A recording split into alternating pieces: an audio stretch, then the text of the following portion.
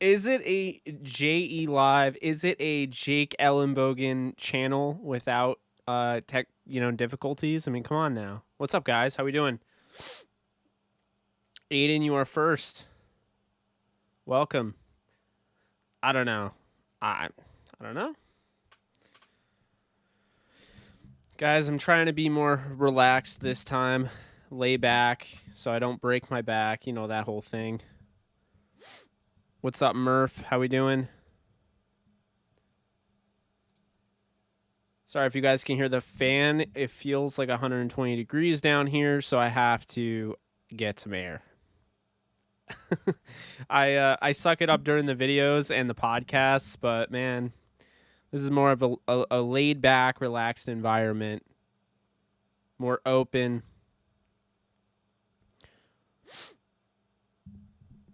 Christian, how we doing? What's up? The show times. I've been watching your streams. The MLB The Show streams. You do good work over on Twitch. And I'm jealous because I can't get the following you got. Not on Twitch, anyway.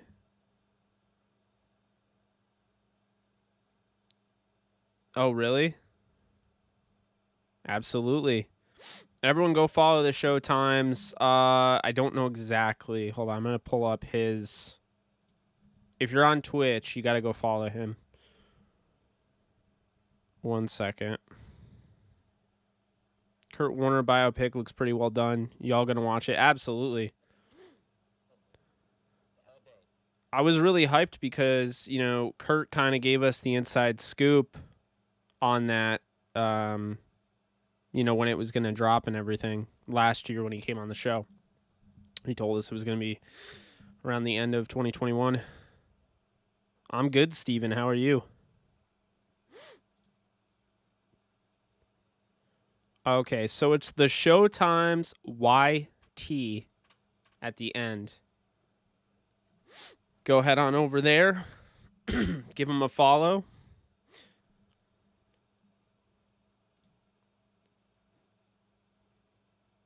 If you like MLB The Show, he does... I'm pretty sure he does a stream every day, it seems like. Maybe I'm wrong. I don't know. Can't wait till the Kurt Warner movie comes out. Yeah, so I planned on doing a video for it, and I was going to do a reaction to that and a reaction to What If. I guess I'll do it after this stream. But man, I tried to put together this monitor stand, weighted. It's like 40 pounds or whatever. Got it all together except for the fact it took like, I don't know, an hour and a half. Man, I don't know if I'm dumb as hell or the directions were bad, but I just know the directions were bad. Both could be true, but one of them has to be the directions are bad. How's it going, Jody? Yeah, it has been a minute, hasn't it? Yeah, so guys, dropped a video earlier today. Actually dropped two. One of which, we barely got any viewership on, which I get. It's pretty much a Rams channel. 75% Rams, 25% everything else. We dropped the Loki episode 5. So if you guys haven't seen episode 5, obviously don't go and check out my channel until you've seen that. But if you have, I did do a recap review, my thoughts, who I think could be behind everything, that whole thing. With the Rams, I did a video yesterday covering the offensive position battles. Today, I dropped the one on the defense. So you can also check those out as well. Hey, I'm just ready for football. I mean, it's gotten to the point where, don't get me wrong, I absolutely love doing this stuff, but I'm just ready for football. I don't want this stuff to start getting watered down or anything like that. I think that's part of the problem, with podcasting every day like I want to do. Just got to realize, man, it gets to the point, well, you may want to hear Rams. I don't think you want to hear Rams over and over and over again with the same exact content. I don't think you want anything for that matter. So, IKEA always sends extra part to confuse us. Thank you, Jody. Appreciate you. I saw that come up in the thing, and I was like, $4.99 from Jody Sang. I was like, wait a minute. And then there it was. Man, that I got to tell you, I love being able to stream ultra low latency. The Wi-Fi has been great, so I've been able to do that. And I just love it because you're getting my actual reaction. Maybe it's like a split second behind, but for the most part, we are on the same page here. There's not a huge delay, so I'm able to respond to your stuff like immediately. Absolutely showtimes. Let's see. What's up, ADM? I don't know if I got to you earlier. Or I'm going to force you to watch 10 hours of Charlie D'Amelio singing Juice WRLD. That doesn't sound any bit fun. We all own something in our house, only we know how to operate. This is true. Hockey is over. Basketball is nearly all. Yeah. Basketball is nearly over. I'm okay. I am an Orioles fan. I need football. Very well put. Very well put. Well, thanks again, Jody. I do appreciate that. Yeah, I mean, I need football just as much as anyone, I would say. And, I'm really excited. We got a lot of stuff planned. I'm going to go over the list while you guys are here. If you guys haven't already, be sure to join our Discord channel. We are at 262 members and counting. I would imagine we're going to get close to 500 before the season starts. I mean, I think it's going to get really crazy. But if not, I think we'll get to 500 during the season for sure. But yeah, let's see here. I put a list together earlier. I was just, going off in the Discord. For those of you who know, well, okay, where is this list? All right. So, downtownrams.com. If you guys aren't following downtownrams.com, if you don't have it bookmarked on your web browser, if you don't have alerts set up, you're going to want to do that if you're a Rams fan. We're going to have all sorts of content there. While I no longer write in a sense, I mean, I write here and there, but I'm not a full-time writer like I used to be. We're still going to have nonstop Rams content courtesy of Blaine Grisack and his great crew. But on top of that, we're going to get NFL draft coverage. We have a full-on NFL draft expert that is going to be taking over the reins, Patrick Pryor. Really excited to have him aboard. So we're going to have NFL draft content throughout the year. On top of that, we're going to have fantasy football coverage by Chalk. If you guys don't follow Chalk on Twitter, he's awesome. Chalk puts out some awesome content. He's already killing it. I mean, he's had like 3 articles. We just brought him on. So it's a new era of DTR. While it's a new era of Rams football, it's a new era of DTR in a sense. Alexis and I will still, man the podcast. We're going to have 2 episodes a week when the season starts. We're going to have tons of guests per usual. And we're going to have a preview and post-game show. As far as the channel, the Jake Ellenbogen channel, which I'm sure most of you want to know what direction I'm going in because I'm a loose cannon, right? I mean, I went from sports to then I started covering the MCU. I've done movie reviews. I game. I'm all over the place, right? Well, here is the breakdown, my plans for this season. And I'm going to include everything I have this season. So weekly breakdowns of each opponent. I'm going to go through each team. I'm going to give you exactly what I feel about each team. I'm going to go position by position. We'll break it all down. We'll let you know which guys to, watch on the other team every single week against the Rams. Preview videos. I'm going to be doing a preview of the matchups each week. So if the Rams play the Bears, which they do week 1, I will have a preview video of that, breaking down each matchup, things to watch, etc. Articles in the past that I've made each game on Downtown Rams. If you've been following me, now those are going to be the video form. On top of that, I'm going to have post-game videos. So the post-game videos will come after the game, not directly after the game because I'm going to be doing streams. We'll get into that. But it will come after the game. I'll break down my thoughts after watching the film, things I like, things I didn't like from both sides. Excuse me. And then we'll be done with that. That's each game, each week, pre-game, post-game. Film videos. We'll see how long I could do this before, I get shut down from doing it.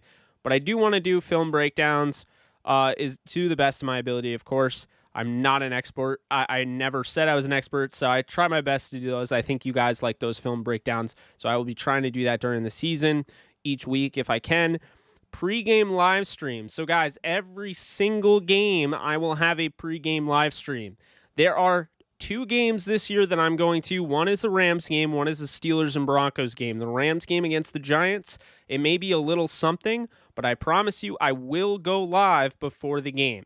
Now, the post game will be after every game as well. I don't know exactly how we're going to do, every game, especially when I'm at the stadium.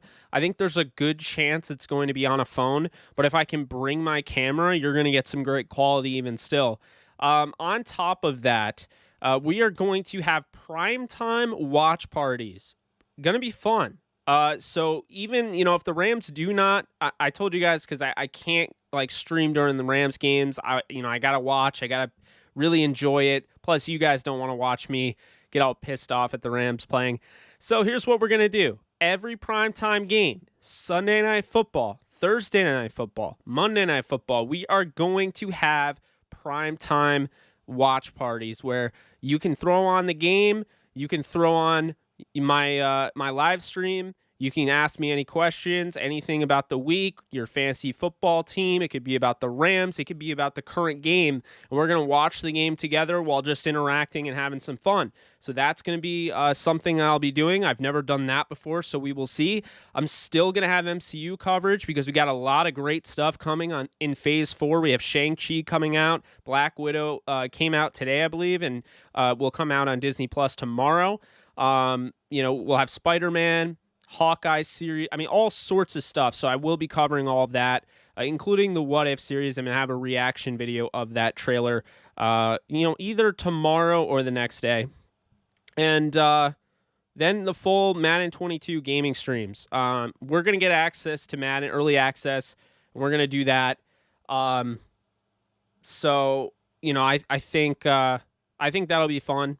Because we get early access. I think it's 3 days before, so I will be streaming the hell out of Madden 22. But on top of that, I'm definitely going to enjoy, doing those streams. I'm going to do other gaming streams as well, but Madden 22 I'm looking forward to doing. On top of that, we're going to have vlogs. I know it sounds crazy. I've been asked, are you going to vlog?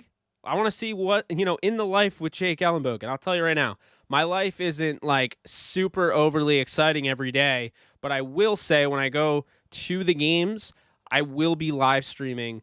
Not live stream. I'll be doing vlogs of the Rams and Steelers game and trip and etc. But we're getting a lot of other stuff. That's just what's on the docket. Plus the AJ show coming at you every weekend.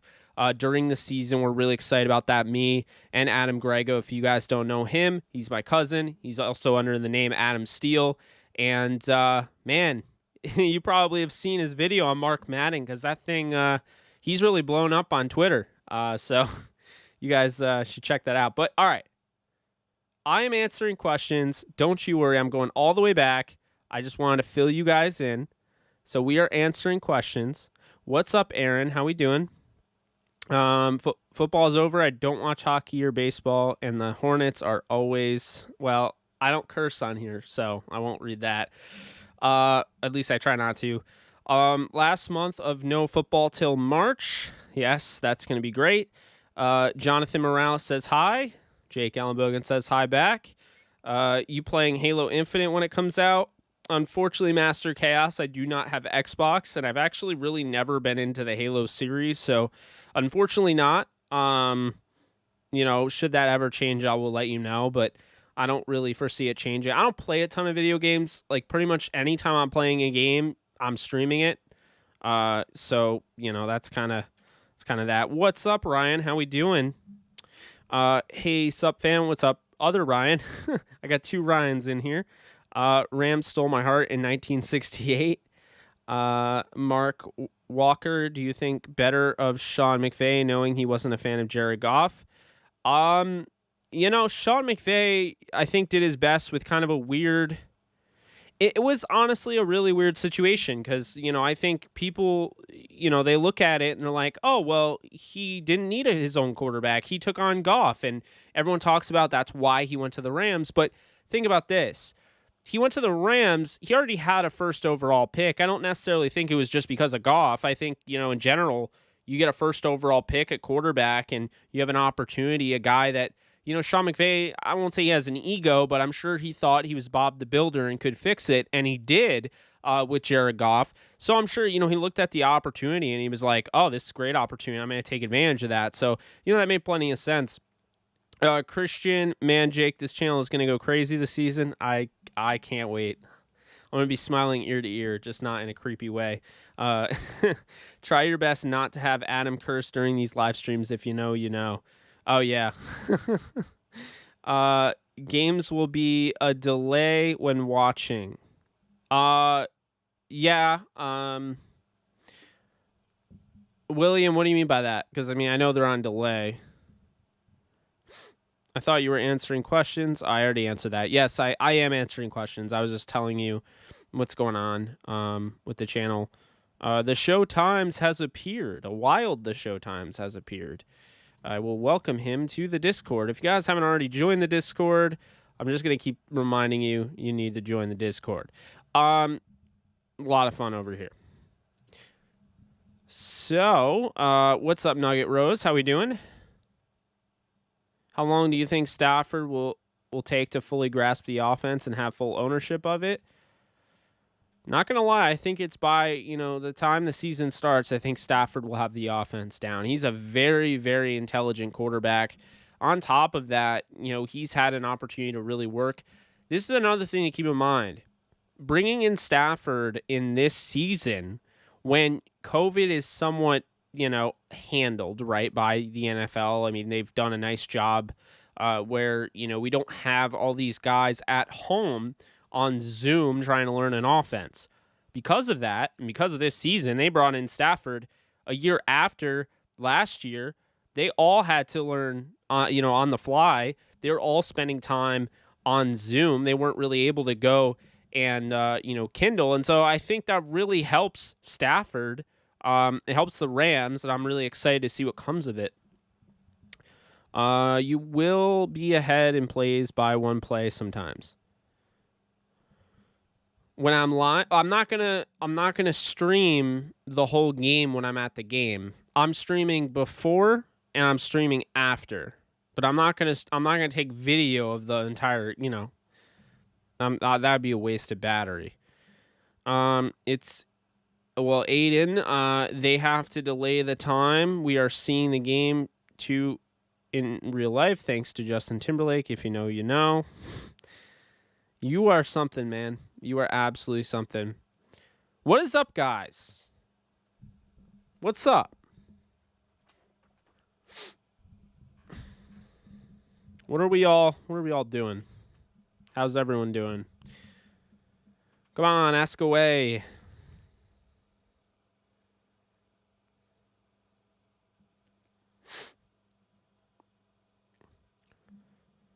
Man, I think I'd be dead if not for that fan over there.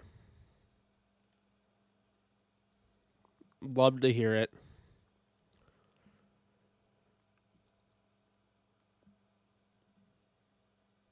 Aiden, you were getting on me for not going live at 9. Hey, I was going to go live at 9, and then I realized I've been putting together this stand for an hour and a half. Oh, well. You live and you learn, right? We got Friday tomorrow. Can't wait. I'd like to skip right to 4:30 Eastern time. No reason. It's definitely not when my shift ends tomorrow.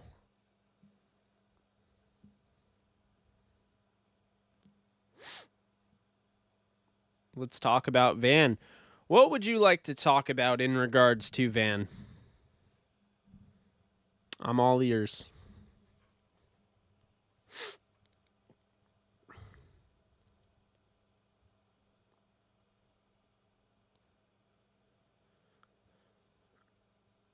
Since 2000, the Cowboys and Patriots have a total of 6 Super Bowl wins. Oh, you're funny. Cowboys must be a fantastic franchise then.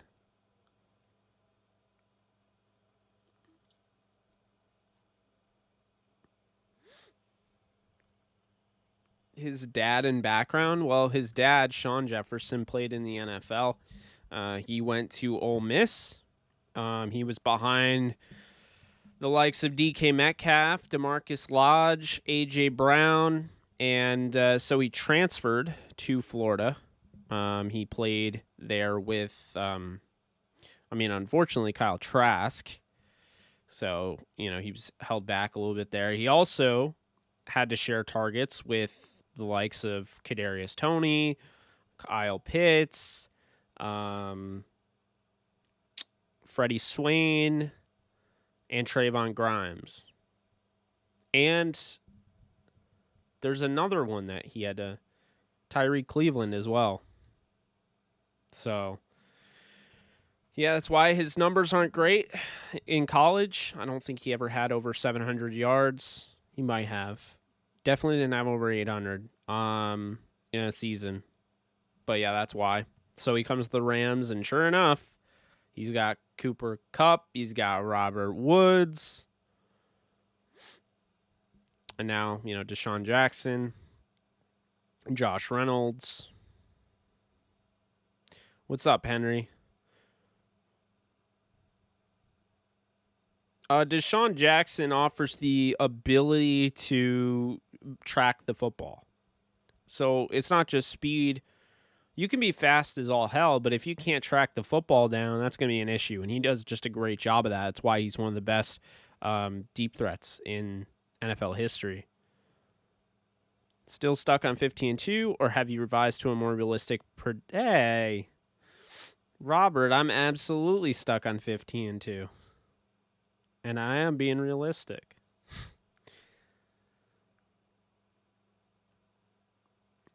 After this year, Mike McCarthy will likely be fired.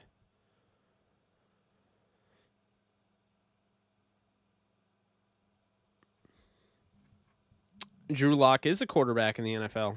I don't know why everyone hates.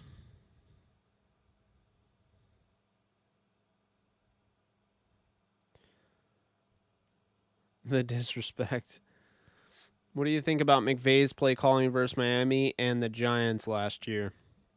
Not very good. I think the Giants he knew ahead of time. I remember like it was yesterday. He was basically saying the Giants defense are one of the hardest he had to game plan against, and everyone was laughing at him. And I didn't laugh, but I was like, what is he talking about? Then I go back and I watch the tape and I see Patrick Graham's defense, and I was just really impressed with what he was able to do. And when you look at guys like, for instance, Bradbury, James Bradbury, the corner, he is so very good. He's going to be in my top 100. Yes, I'm still doing that, by the way. It takes a while to do those videos. James Bradbury is really good. And, Blake Martinez is also really good. So he got this contribution out of these newcomers, and they needed it. And I think that's really what orchestrated everything, because once you had that, then you still had guys that, were there waiting to have a better defensive coordinator. Betcher wasn't really working out, and so, they added Patrick Graham, and, you saw the encouraging signs of Dexter Lawrence developing. He absolutely dominated the Rams in that game. And, it made it really hard when you get that interior pressure from a guy who's 320 to 340 pounds. It's not easy. You have that guy coming right up the middle, especially when you have Jared Goff, not really mobile. It's not easy. So, they did a really nice job, and they gave the Giants a chance to win. And at the end of the day, the Rams were able to make a few more plays than the Giants, including that huge interception by Darius Williams near the red zone. So, I think that game, obviously Sean McVay could have done a little bit better, but that defense was really good. And, I think they just played a really good game. And then against Miami, there's no excuse to lose that game, but that's not just McVay. I mean, Jared Goff was horrendous. And, that's part of the problem is that, when you have, the zero blitz and or cover 0, and they're having all these guys run at you, and you don't make any adjustments. It's not really on McVay, it's more on Goff, because he needs to realize, like, if they're constantly just sending the house, make some adjustments. Either shorten up, don't necessarily run the 5 to 7 step drop back. Mix things up at the line, and that's something where I think Stafford will be really good at. Not really, I know he will be good at, because he's done that throughout the course of his career. So they were not the best games. Somehow the Rams went 1-1 in them, but they absolutely should have beat Miami. The Rams are Super Bowl ready, RS24. They are absolutely Super Bowl ready. What's up? How we doing?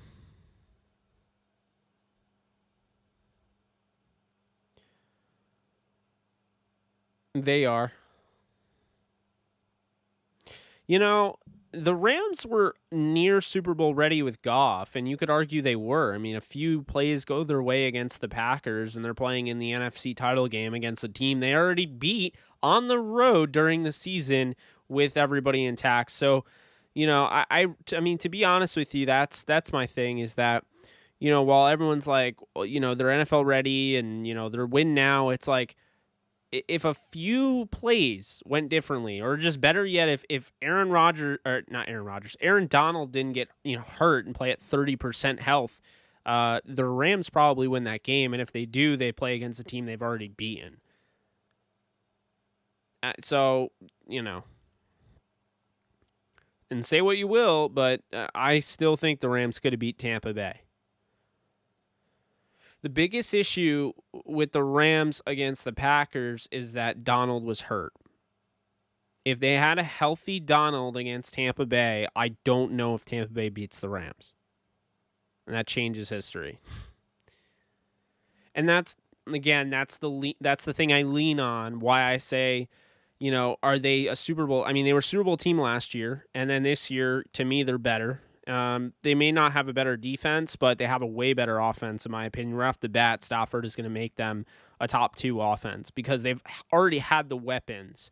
They have more weapons than most quarterbacks could dream of. So then you look at the offensive line, you lose Blythe. It should, matter, but the Rams have done a nice job of accumulating talent and developing that it won't. I really don't think it'll matter. I think Blythe is just a guy, when you really look at it. He had a solid season, arguably a top 10 center. But I think Corbett's going to develop into a better center than Blythe, and he's more athletic than Blythe. I think that, his ceiling's higher, so that's something to keep in mind. I agree, Ryan. I absolutely agree. I don't think Aaron Donald is going to be MVP, because I think Matthew Stafford's going to be MVP, and I just don't think they'll ever give a defensive player the MVP again.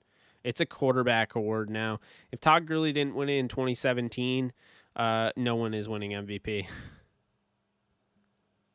besides a quarterback. What do you hope to see McVay improve on? Great question, Henry. I would just say, timeout management, clock management, and game flow. I don't want to see them throwing 60 times in a game that's 10-7 late in the fourth, like we have seen. I don't want to see it. I want to see, more of a game flow where, it's a balanced, passing attack, running the football 25 to 30 times, passing the ball 30 to 40 times, not throwing the ball 60 times and only have run the ball for 19 times. Or I don't want to see that. You could see it. And if honestly, if Stafford goes off, it doesn't matter. But I'm talking like the close games. Go back and watch those close games where Goff is thrown deep down the field and they're down 10-7 and he can't hit the broadside of a barn. It's like, what are you doing? So yeah, I mean, I want to see him improve in that category.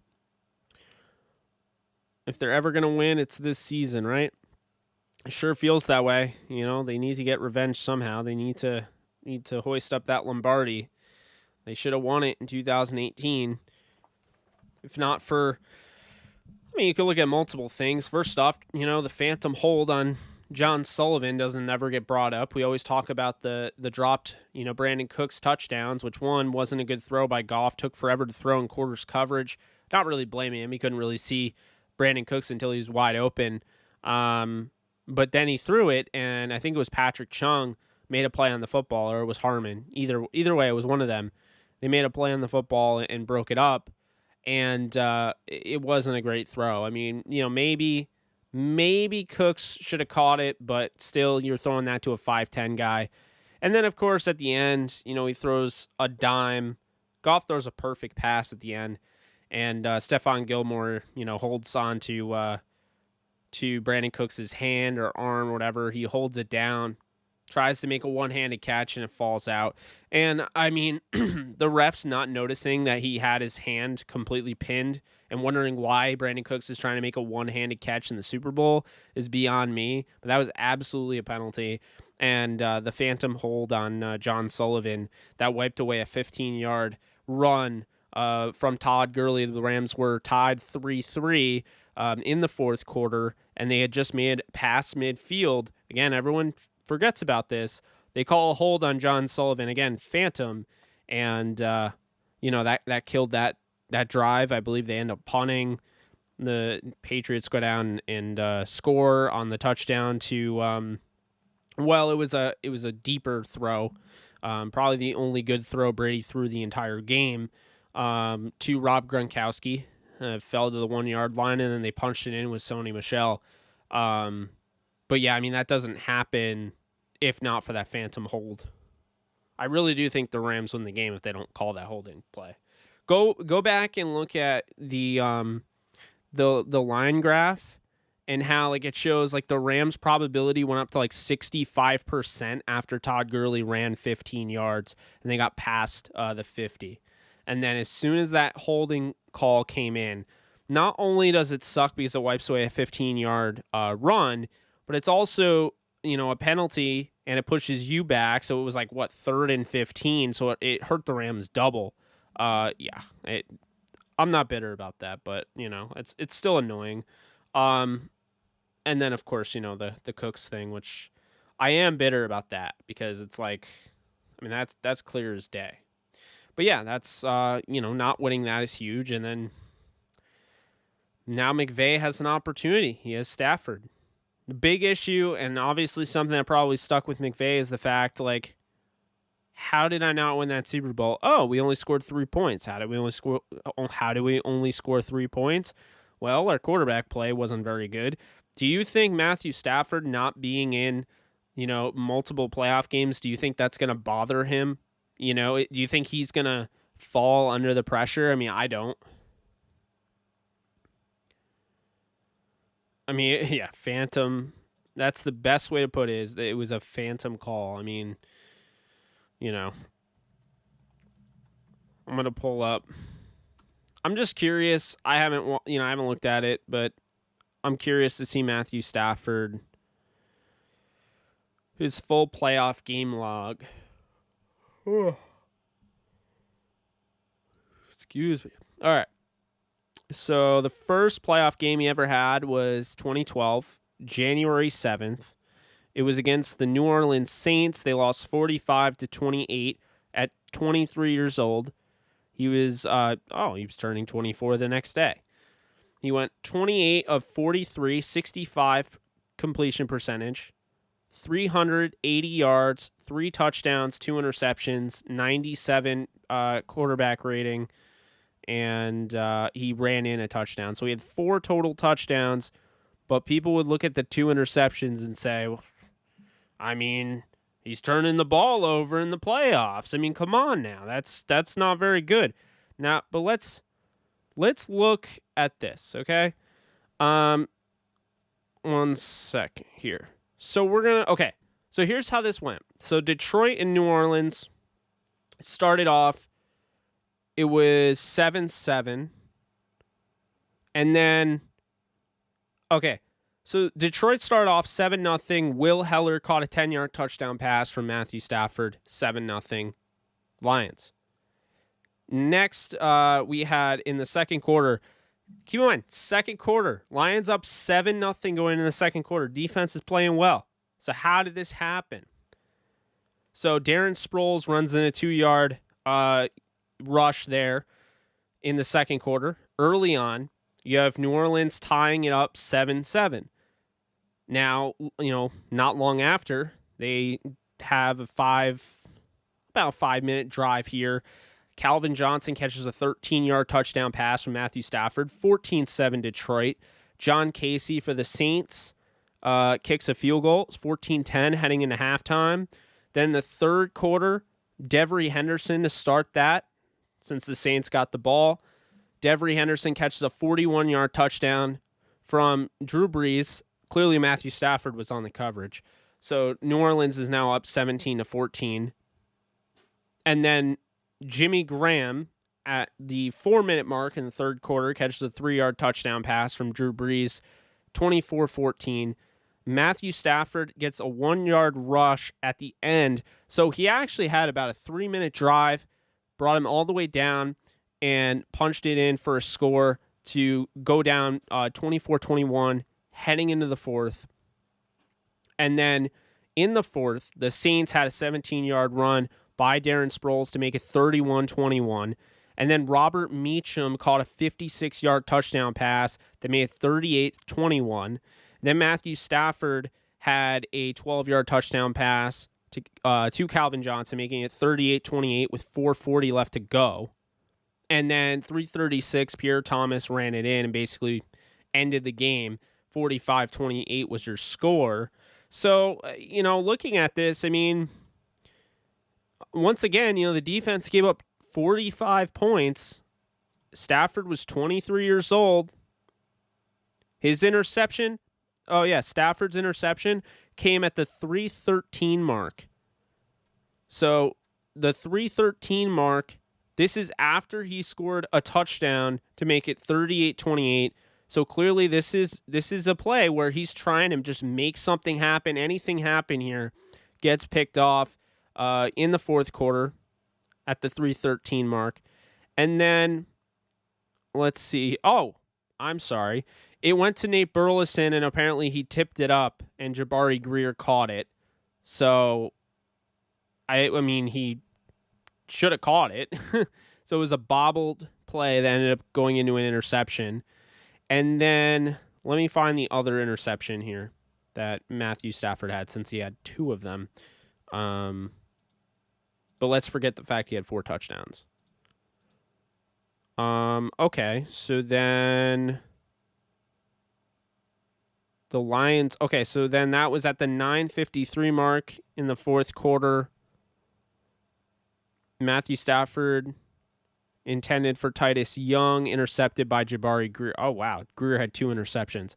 So Stafford's first playoff game, he went up against the 13-3 New Orleans Saints on the road and put up a pretty good game. For 23 years old, throwing 380 yards, having 4 total touchdowns. He had an interception in crunch time where, they're down by 10. He's trying to make anything happen. There's not a ton of time. And then, he had an interception earlier, which probably was more so his fault. So essentially he had 1 interception and then 1 that was tipped. So not a bad performance. But let's look at the second playoff performance from Stafford. So we go here, Dallas, 24-20. They lost. Yes, Shane, he got hit on one of them, exactly. So they lost when he was 26 years old, 2015, January 4th, in Dallas. They lose 24-20. He had 28 completions to 42 attempts, so that's 66% completion percentage, 323 yards, a touchdown, interception, and 2 fumbles here, which he lost both of them. So not the best, obviously. They started off the game, 51-yard touchdown from Matthew Stafford to Golden Tate. Reggie Bush runs an 18-yard scamper into the end zone, so it's 14-0. And then the second quarter, towards the end, right before half, Tony Romo hits Terrence Williams, on a 76-yard touchdown pass. Anthony Hitchens had the no call. I vaguely remember that.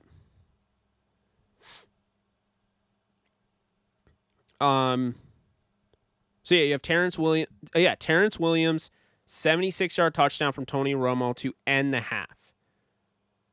Because Matt Prater kicked a field goal here, so it was 17-7 going into the second half. So what happens? Because they lose this game 24-20. So essentially, third quarter rolls along. Prater kicks another field goal, and at the 8:41 mark in the third quarter, the Lions are up 20-7, and it's looking really good for them to win, Matthew Stafford's first playoff win. Then they run into trouble. They get a long drive from the Cowboys, a little bit over 6 minutes. Not super long, but pretty long. DeMarco Murray runs it in for a score. It's 20-14. Dan Bailey kicks a 51-yard field goal at the 12:16 mark in the fourth quarter, making it 20-17. And with 2:32 left to go, Tony Romo hits Terrence Williams for an 8-yard touchdown. And that's how we have that. So it ends up being 24-20, Cowboys over the Lions in Matthew Stafford's second playoff game at 26. Once again, going up against the 12-4 Dallas Cowboys. He went up against the 13-3 Saints. Had an opportunity to win the Saints game. And the Cowboys, of course, he didn't do all. I mean, he was solid, obviously. I think 28 of 42 is pretty good. 323 passing yards, a touchdown. The interception hurts, and then, of course, 2 fumbles. Let's go back to this game here. Going through the play-by-play. And, okay. So, Stafford got the ball back. They were driving. They're at the Dallas 42. About a minute left to go in the game, and Stafford got sacked by DeMarcus Lawrence. Fumbled. Lawrence picked it up, and that won them the game. Riley Reef got blown up on that play. So that, that obviously you don't like to see that. On top of that, Matthew Stafford with 2:10 left to go. Looks like there was something here. Oh, wow, that's hilarious. Okay, I actually vaguely remember this. So in the fourth quarter, 2:10 left to go, Stafford gets sacked by Anthony Spencer. He fumbles. Anthony Spencer forces it. DeMarcus Lawrence picks it up. He runs.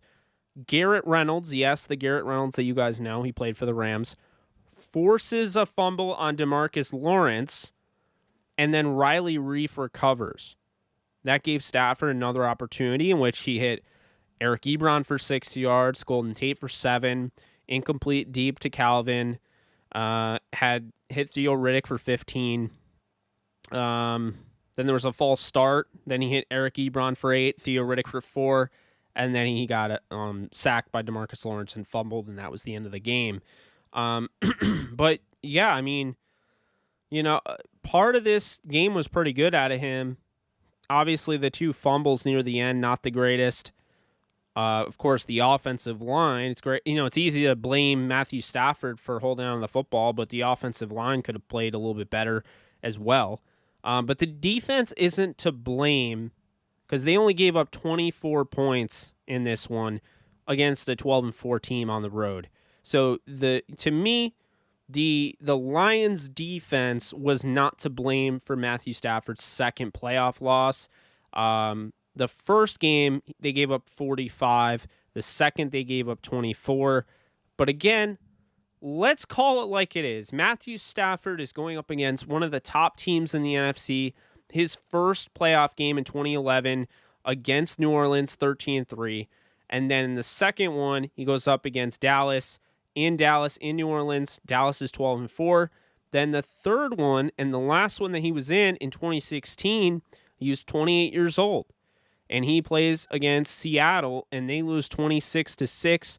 And it's just a rough game because you have the 205 yards, no touchdowns, no interceptions, no fumbles lost. Just not a very good game all around. Obviously Stafford could have played a little bit better, but here's where I look at it. Zach Zenner is your leading rusher with 11 carries for 34 yards. So they had no semblance of a running game. This is the game where Thomas Rawls went off. He had 27 carries for 161 yards and a touchdown.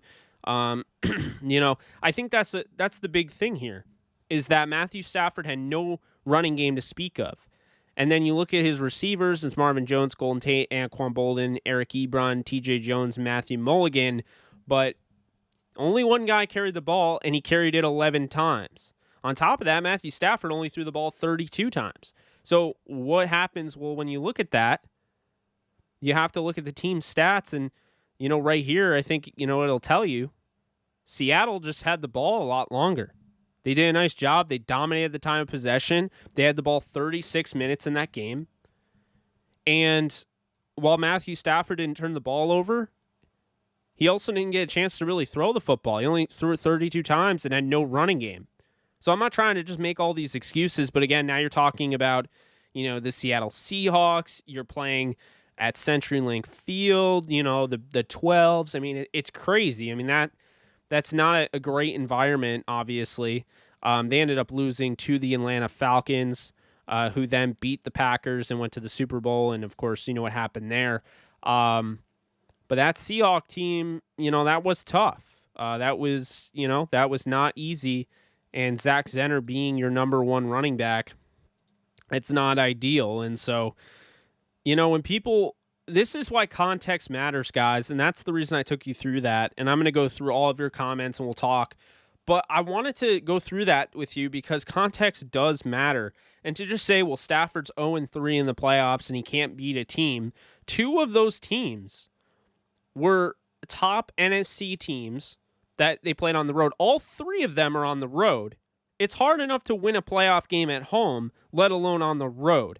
On top of that, it's really hard when your defense gives up 45 freaking points in the first game.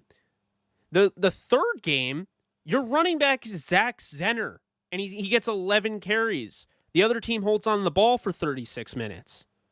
So this is why the context needs to be out there, is that when you look at it, you look at Stafford's career in the postseason, he's a 63% completion quarterback. He's got 908 yards passing, which is totally fine. It's probably about average to above average. And he has 4 touchdowns, 3 interceptions, 2 of which came in the New Orleans game. One of those interceptions, he was hit while he was throwing. The other one went right off Nate Burleson's hands. He has an 87.8 passer rating, sacked 6 times. I mean, he's averaging 7.7 yards per attempt. He has a rushing touchdown. He fumbled twice, all of which came in the Cowboys game towards the end of the game, trying to make something happen. I mean, I don't think he's like that bad in the postseason. I don't get it. I mean, I think he obviously it's not the best, but it's not the worst. And I honestly think in that first game, he was really good against New Orleans, having 4 touchdowns, 380 yards. I mean, that's his first ever game. So I don't worry about this guy and the pressure. I don't worry about any of that. So that's why context matters at all times. And that's why I would say Matthew Stafford, like when people ask me, are you sure? Goff won in the playoffs, and now you have Stafford who's 0-3. Okay, and he can be 4-3 by the end of the year. Or 3, whatever it is. I mean, so let's put it this way. Like, I would rather have every running back on the Rams over Zach Zenner as my running back. No offense to Zach Zenner, but that was not his role. Like, come on now. Starting him. I mean, that's the thing. Thomas Rawls ran for over 100 yards. And you're going to blame Stafford for that? Whatever.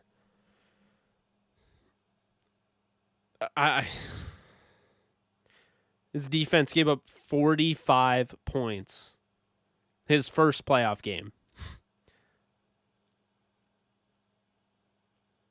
Yeah, brutal. All right, let's go back. Let's go back to everybody. All right. Where are we at? Red zone efficiency. Stafford's going to go off the charts. Babe Ruth's childhood friend Tom Brady is going. Did you know they are putting Rams as second NFC? But I'm with you. I think the Rams can beat the Bucks. Yeah, I've been seeing that too. I think this is thinking a bit far ahead, but what's our cap space looking like for next season? Gurley and Goff are off the books, right? Yes. Gurley and Goff are off the books. And next year, I mean, they're going to be, cap strapped again. Not as bad as this year, but I mean, they're going to have to. They have a lot of guys to pay, and Darius Williams is one that I would make a big effort to pay. I think the Lions will be 500 at least this year. Williams, Sewell. And the stats for Melifonwu are like Ramsey, they are saying. Yeah, I love Melifonwu. Speaking of Darius Williams, he stepped up last season, had a career year. Do you think he can hold down the number 2 cornerback spot and have repeat success? Absolutely. What do you hope to see McVay improve? I answered that earlier. Let's see. I do agree red zone efficiency has to be better, but I think that's why they went out. They got a Jacob Harris. They went out and they got Ben Skoranek. I mean, those are guys that can help you immediately in the red zone. But on top of that, Van Jefferson may not be the jump ball guy that everyone wants, but Van Jefferson does a damn good job at freezing you at the line of scrimmage, making you commit inside or outside, and then pushing back and cutting in. He's such a great route runner, and you saw that against Jamel Dean last year against Tampa, scoring that touchdown. You saw it against the Packers, in the playoff game. I mean, he does a little bit of everything, but he's going to be used in the red zone. Don't you forget that. I mean, he's a very good route runner, and they're going to take advantage of that. Is he finally wide receiver 3? Does that go to Djax or Tutu? Shane, I'm going to say Van is wide receiver 3. That's a great question, though. Jacob Harris going to be a red zone weapon. Yep. Man, it's funny. After, answering these actually have been on cue. So I mentioned Jacob Harris being a red zone weapon. Then I read Scott saying Jacob Harris will be a red zone weapon. Or when I was reading one of these guys. Oh, yeah. I was reading Scott's again about the cap space. And then I look at Demo, and it's speaking of Darius Williams right after I talked about Darius Williams. So always love that when they come together like that. Did you see about the Tutu Atwell accidentally showing the new jersey? Maybe. I did. Yeah. Not really a huge fan. I'm hoping that's a knockoff, but I guess we'll see. Which coaches are on the hot seat? I mean, I'd say Mike Zimmer. Actually, let's just make this easy. We'll go through each division. So NFC West, I don't think anybody's on the hot seat. NFC East, McCarthy. I would say McCarthy. And then NFC North. Well, NFC North, I mean, Zimmer, I would say. That might be it. No, absolutely not. Adam Gase and Zimmer.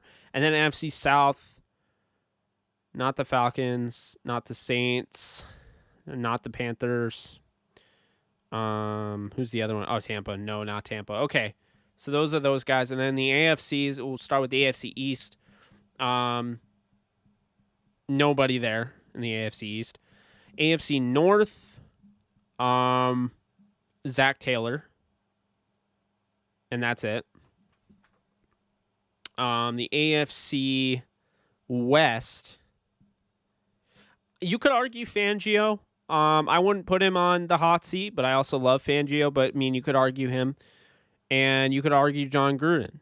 Everyone else, though, no. And then the AFC South, you'd be looking at the Titans, no. I'd say the Titans. If they don't make the playoffs, I would definitely say the Titans.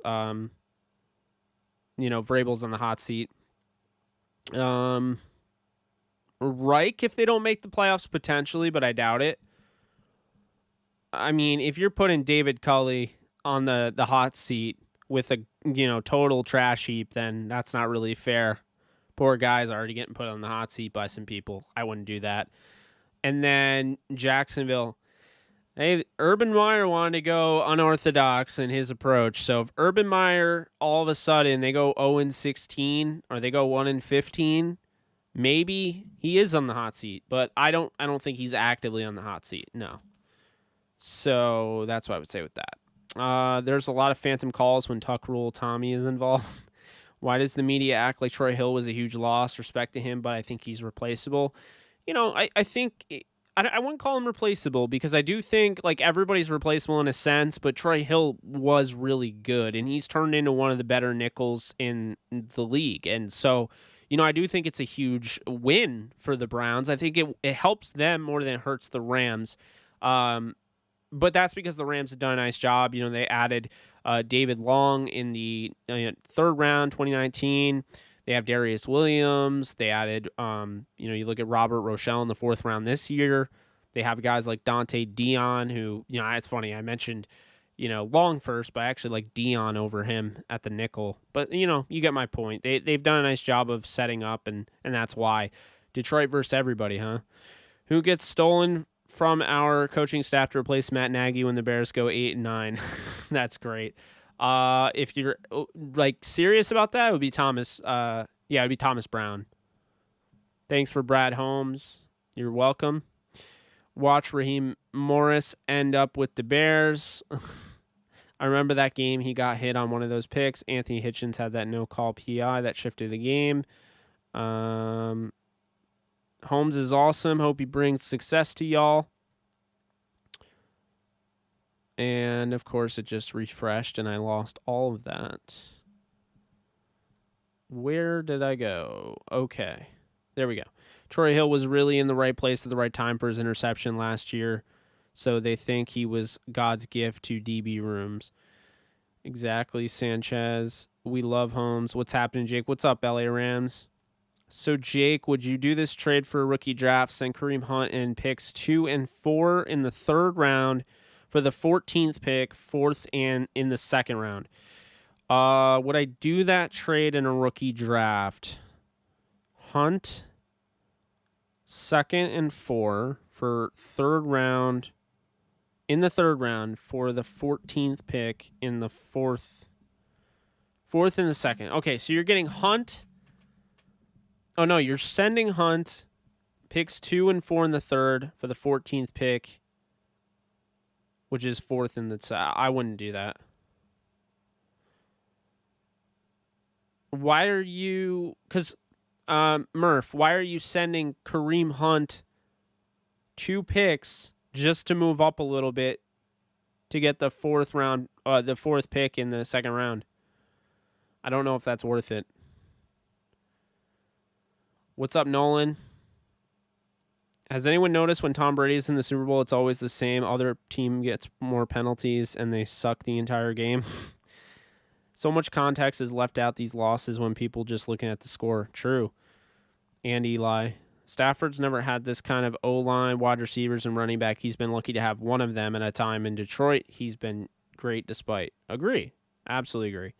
I remember watching the Saints and Cowboys game. Jake, what's your MCU what if?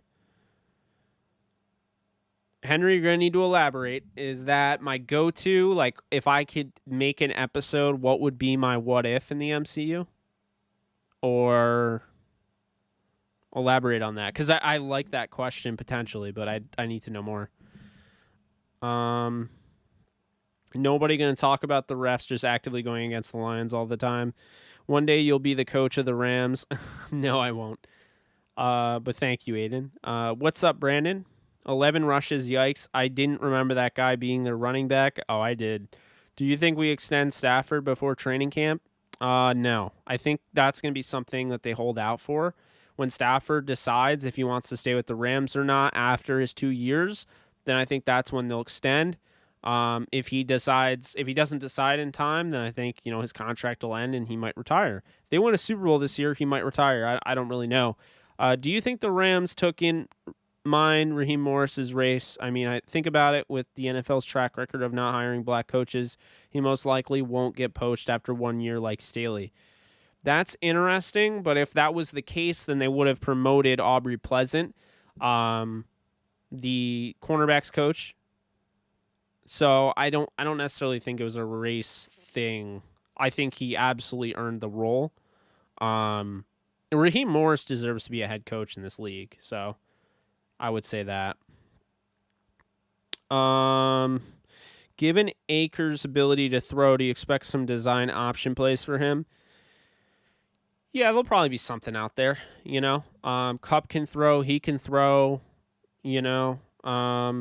So yeah, I mean, Tutu Atwell's a former quarterback in his own right, going back to high school. So I mean, he can throw. I'm sure they could work something up. It would be a lot of fun to watch. I'd say Cliff Kingsbury is on the hot seat. I disagree, but I can understand why you'd say that.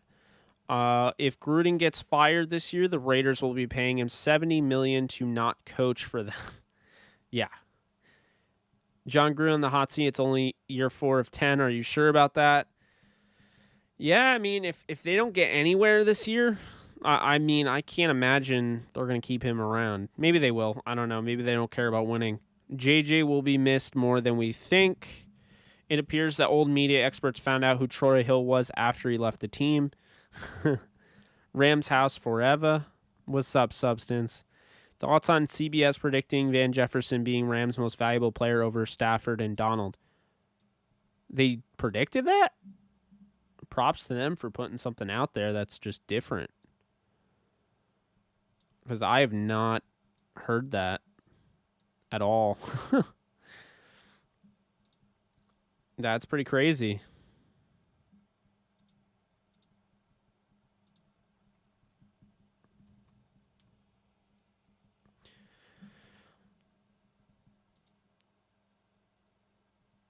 Make sure you join the Discord if you haven't already. Henry, so going back to your MCU what if, you haven't gotten back to me, so I'm going to assume you're asking me what I would want to be a what if. That's a great question. I don't have one like right off the top of my head, but I'll say I really like the idea. I really like the idea of them doing T'Challa. Set your mattress on fire. I really like the idea of them doing T'Challa as like Star-Lord. I think that's cool. Instead of Peter Quill. I do like that Chadwick Boseman gets a final goodbye. This is his last role. So that's pretty crazy. So that would be my favorite. If I could make one though, oh my god, I do not know. I'd probably have to do something with Spider-Man since he's my favorite. I'll have to get back to that because I can't really think of anything right now. But yeah, my favorite I think is T'Challa as I don't know. I think Iron Man, Iron Man never becoming Iron Man, Tony Stark never getting captured and building his Iron Man suit because Killmonger saves him in the trailer. That's interesting. McVay has already said he won't play any ones in the preseason games. Do you think he should play Stafford, though? Absolutely not. There's no need. Most valuable addition? Well, Jefferson wouldn't be most valuable addition. So I don't know. Who do you think is going to be Stafford's favorite target? I kind of feel like it's going to be Woods. I know they're talking about Cup, but I think when the season starts, Woods is going to be his favorite target. But he doesn't really have a favorite target. I mean, this is somebody he'll throw to whoever. You're right about Mike McCarthy, especially the talent they've got and the weakness of the NFC East. Yeah, if Mike McCarthy doesn't get a playoff out of having Dak Prescott back, out of having a revitalized defense with Dan Quinn, out of having 3 top-notch receivers in Lamb, Cooper, and Gallup, offensive line. I mean, I don't think Ezekiel Elliott is very good anymore, I'll be honest with you. I think it's a Tony Pollard show, if you ask me. I think they should just give him the rock, but either way, that's a really good looking team. But I just don't think Mike McCarthy's going to do much with it. I can't wait to see this offense in action. Same here. I think like this season is going to really put light how elite McVay and Stafford really are. Both are respected and regarded as good, really good in the position, but not considered elite. I don't know why. Yeah, Brandon, I hear you. Although I feel like, McVay is definitely considered elite. So I don't know if I entirely agree with McVay, but I hear you on Stafford. He's definitely not giving that credit. Yeah, it was asking to make your own what if. Oh God. Okay. All right. Well, now the pressure mounts. So what's going on here? Let's see. What are we gonna do? I did not touch on the recent McVay Shanahan pod, Mike H. I don't really have much to add because I haven't listened to it. I know it's crazy. Should probably listen to it at some point. How many NFC West teams make the playoffs? I'm gonna say 3. Well, that's tough. So who do I have right now? I have the Rams at the 1 seed, Tampa at the 2, Green Bay, assuming Rodgers plays, at the 3. The Giants at the 4 seed. Oh man, the 5 seed.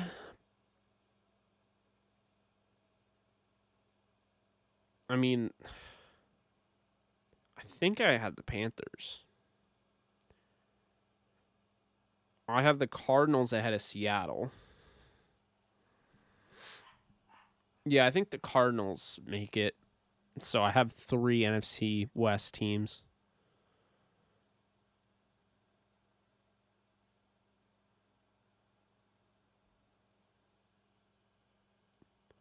What if the Rams won the Super Bowl?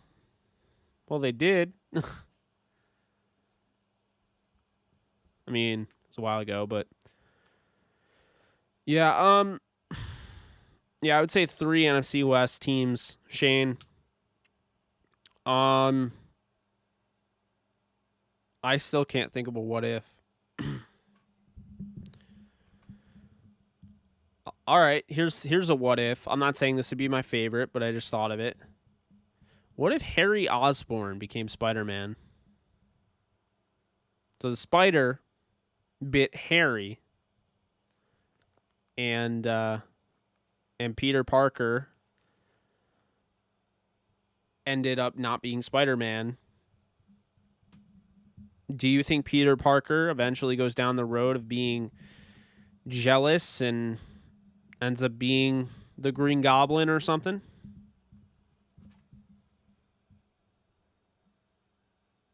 Because I don't know. I don't think there's a true answer on that.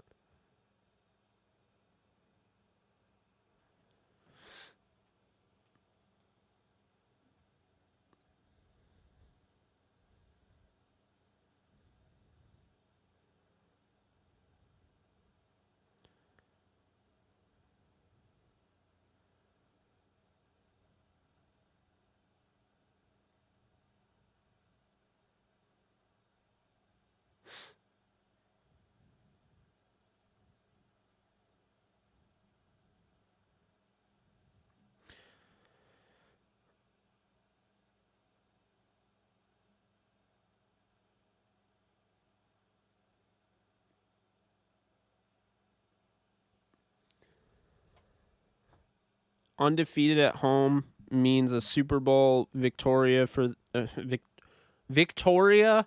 God, Super Bowl victory for the city of Los Angeles. Yeah, that'd be pretty crazy. What if Cowboys fans realized it wasn't their year? Technically, aren't we considered the away team for the Super Bowl if we make it there? I don't know. That would be weird. Willem Dafoe bites a spider, and the spider becomes the Green Goblin. That's funny. What if Browns get the #1 seed in the AFC? That could be scary, going through the dog pound. They call me Jim Morrison the way I be lighting fires. God, you were something. Would you rather have Trey Lance or Matthew Stafford? Oh, this is the question. So, Christian, are you asking me if I would rather have Trey Lance in his current state with that current contract over Matthew Stafford in his state with his current contract? Or are you asking me who I would take right now, no contracts attached, just who would I take over the other? Because I'm not going to lie, I'd have to risk it all to have Trey Lance long term because I love Stafford so much. He's one of my absolute favorite quarterbacks, has been since his days with the Lions. But I'll tell you right now, if I could have Trey Lance, in their current states, then it's Stafford, no doubt. But if it was contracts and I get Trey Lance for the next 10-something years, then I'm going to pick Trey Lance because of the long-term aspect of it. Whereas there's a lot of question marks, with Stafford once his contract's up. And, I mean, as much as I would love John Wolford to start, and I think he would if, he was there, I'm not convinced John Wolford doesn't try and get a job somewhere else. When am I getting verified? Shane, I don't know. I do not know. I know Downtown Rams is verified. I think we're almost there. Potentially getting verified tomorrow, since I think that's about a week since I applied.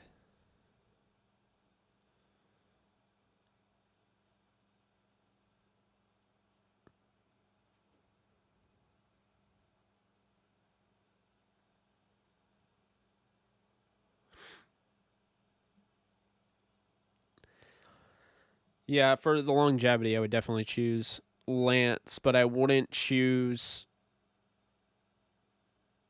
What if Harry Osborn gets the Venom symbiote? Now you're just talking about PlayStation Spider-Man. Burrow and Chase might be good to see this year. No, I agree. I think that's going to be a lot of fun to watch. In fantasy, I'm not. All right, let me refresh that. In fantasy, I'm obsessed with picking up rookies. This year, I decided I wasn't going to pick up any rookies. And then I realized that I wasn't going to pick up rookies because Jamar Chase is in the best situation of any quarterback right now, or wide receiver right now. And Najee Harris is in the best situation of any rookie running back right now. So I decided to break my own rule. Oh, well.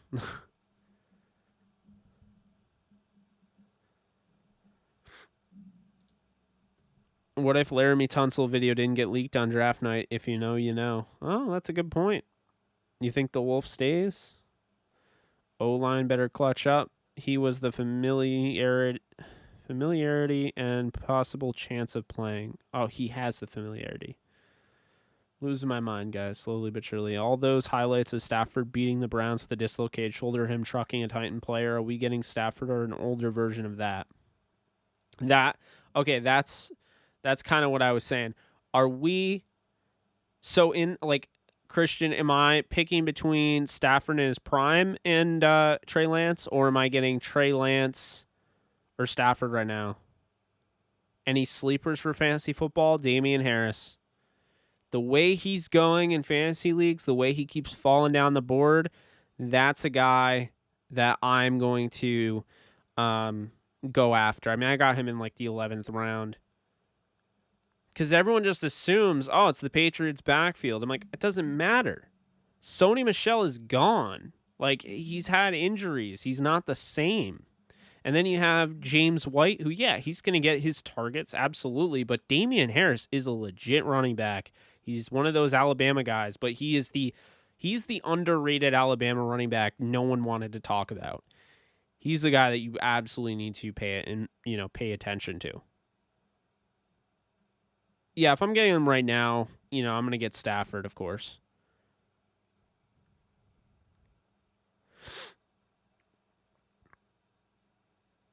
I'm waiting for the alternate universe movie when Peter Parker is always walking down the street pointing at the Mitch's version of Spidey.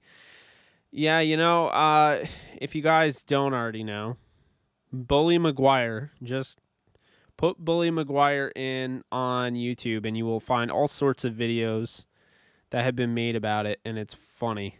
It is good stuff. And by the way, we're at 5.62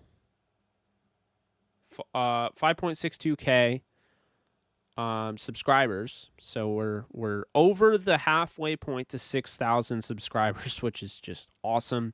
We had 710 in the last 28 days. So I appreciate you 710. I appreciate you 5,621, and I'm just having fun. That's all I can say. Now if we can just get that MCU content going. 37 views of my Loki video. That stings. But, appreciate it. I like the stream too. Because here's the thing. I like streaming with you guys. I like talking with you guys. It's a community here. I feel loved. But on top of that, I feel like everyone kind of takes care of each other. I was once told, I forget who told me this, but, your community is as toxic or as friendly as you are. And that is so true, because when you look at, YouTubers like Keemstar, for instance, if you don't know him, good. His like community is so toxic, and there are so many people out there that just want to have toxic community, guys that just trash each other, or even girls. And I find in here everyone kind of takes care of each other. No one is ridiculous or anything like that. And you could call me a sap for all that, and that's fine. But I do like when people actually coexist, and and that's the thing. It's like that's a big thing for me, and that's why I'm so keen on getting everybody in the Discord, because I do like this community a lot. I mean, I love this community. So I'll never let it get to that point where it's negative. And on top of that, shout out to not just first off, shout out to the non-Rams fans that stick around, that watch these streams, that get themselves involved despite the fact that I'm 75% Rams and they don't even like the team. So shout out to them. Big claps for them. And then on top of that, shout out to you Rams fans out there that haven't berated people that have come into the Discord that don't necessarily like the Rams, or that are in the chat that don't necessarily like the Rams. I know we had that early on, but that was early on. I think now we're, a pretty great group, and I'm really excited for the future, but I enjoy the fact that, people are able to coexist, cuz that's a big thing for me. Make sure everyone's having fun, and enjoying themselves, and Going to go to the Rams-Giants game in October. I am, Shane. I cannot wait.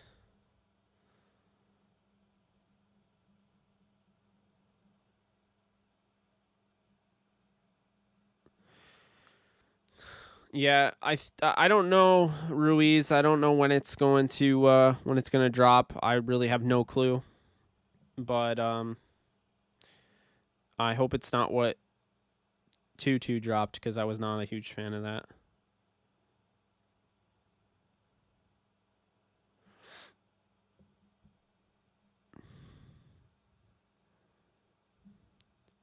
F in the chat.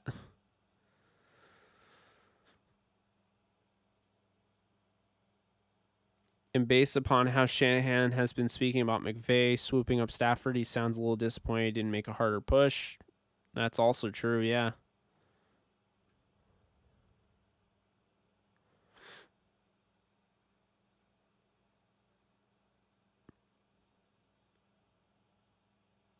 The latest I see Antonio Gibson going in a fantasy draft?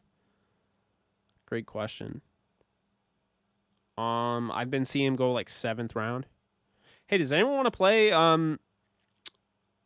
the best ball fantasy football? Anyone?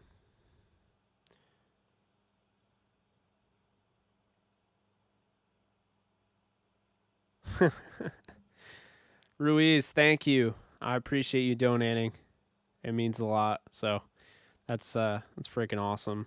I really do appreciate it. I'm still not used to that sound though. Oh my god, I almost jumped over the moon when that thing came up in my ear. I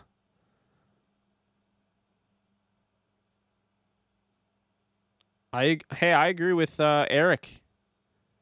I think the Giants are a sleeper team. I have them winning the division. Guys, have you let's see here.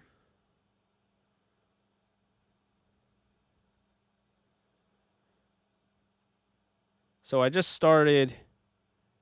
I'm actually going to unplug this because it's fully charged. So I just started a new league here. We're now sponsored. DTR is now sponsored. Our official fantasy football sponsor is Underdog Fantasy. And this is the league. I have 9 spots. If anyone wants to join, say I want to join. It's a $3 league, I think. Yeah, $3 entry. There it is. And basically, what ends up happening, if you want to join, I'll hit you with the DTR code. Use the DTR code. You drop $10 in. All you need is $10. And once you drop $10 in, you get 25 free bonus cash on your first deposit, and you can join. It is a best ball league, meaning bench doesn't count, doesn't matter.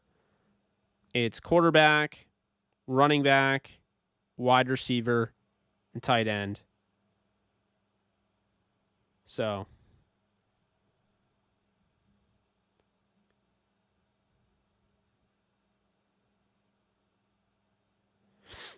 all right, let's see here. You guys are having connection issues? It's weird. It looks really clean on my side, and I haven't dropped frames, so I don't know what's going on. I'm going to drop that link, so 1 second.